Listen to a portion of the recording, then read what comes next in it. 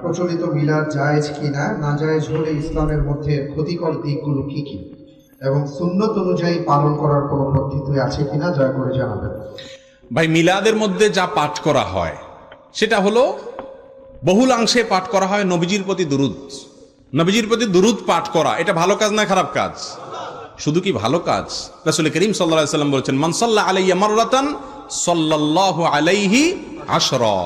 যে ব্যক্তি আমার প্রতি একবার দুরূদ পাঠ করবে, আমার জন্য দুরূদ পাঠ করা মানে নবীর জন্য দোয়া করা, একবার দোয়া করবে আল্লাহ তাআলা তার প্রতি 10 বার রহমত নাজিল করবেন। এই জন্য দুরূদ পাঠ করা ভালো জিনিস, কিন্তু দুরূদ পাঠের জন্য একত্র হওয়ার নাম হলো মিলাদ। দুরূদ পাঠের জন্য সবাই একত্র হওয়ার নাম কি? মিলাদ। কোরআন এবং হাদিসে দুরূদ পাঠের আমলটাকে ইন্ডিভিজুয়াল আমল হিসাবে রাখা হয়েছে, এটা যার যার আমল, এটার জন্য একত্র হওয়ার কোনো প্রয়োজন। হজ একা একা করার জিনিস না, 5 ওয়াক্ত নামাজ পুরুষরা একা একা পড়ার জিনিস না, এখানে জামাতে পড়তে হয়। কিন্তু দুরূদ এটা পার্সোনাল, ওযু যেরকম যার যারটা করবে, দুরূদটাও যার যারটা সে করবে, এর জন্য একত্র হওয়ার কোনো প্রয়োজন নাই। আপনারা নামাজে যে দুরূদ পড়েন সেটা কি সবাই একসাথে পড়েন না আলাদা আলাদা পড়েন? নাকি ইমাম সাহেবের সাথে সবাই সুর মিলায় পড়ে? যার যারটা শেষে পড়েন না?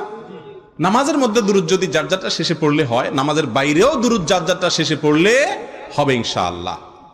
আর দুরূদের পাশাপাশি মিলাদের মধ্যে দুরূদ পড়তে পড়তে নবীর সম্মানে দাঁড়ায় যাওয়া, এটার নাম হলো কিয়াম। আমি একটা কথা প্রায় বলি, নবীর সম্মানে যদি দুরূদ পড়তে পড়তে দাঁড়ায় যাওয়া লাগে, তাহলে তো আল্লাহর সম্মানে কোরআন পড়তে পড়তে লাফানো উচিত, ঠিক না? ঠিক বলেন। নবীর সম্মানে দুরূদ পড়তে পড়তে যদি দাঁড়ায় যাওয়া লাগে, তাহলে তো কোরআন তেলাওয়াতের সময়, কোরআন আল্লাহর কালাম, ওইটা করার সময় তো ফ্যানে ঝুলে থাকা উচিত। বোঝা গেল এগুলোর সাথে আসলে কোনো সম্মানের সম্পর্ক নাই। অনেক সময় দেখা যায় দাঁড়ায়, আবার সবাই গোল হইয়া দাঁড়ায়, মাঝখানে একটা চেয়ার বা বালিশ রাখে নবীজি এসে বসার জন্য, ঠিক না? ঠিক। তো নবীজি আসবে কিভাবে? সবাই গোল হইয়া দাঁড়াইছেন, মাঝখানে বালিশ রাখছেন, উনি আসবেনটা কোন দিক দিয়া? সে রাস্তাই তো বন্ধ করে দিছে। বোঝা গেল এগুলো কোনো সঠিক কাজ না। তবে হ্যাঁ, আমাদের যে সমস্ত ভাইরা নবীজির মহব্বতে এই কাজগুলো করছেন, আমরা তাদেরকে ভালোবাসা দিয়ে বোঝাবো এগুলোর কারণে এলাকাতে মারামারি, হানাহানি, গন্ডগোল, ফাসাদ করা জায়েজ নাই। প্রয়োজনে মিলাদ করুক তাও ভালো, কিয়াম করুক তাও ভালো, কিন্তু ঝগড়া করবেন না। জি।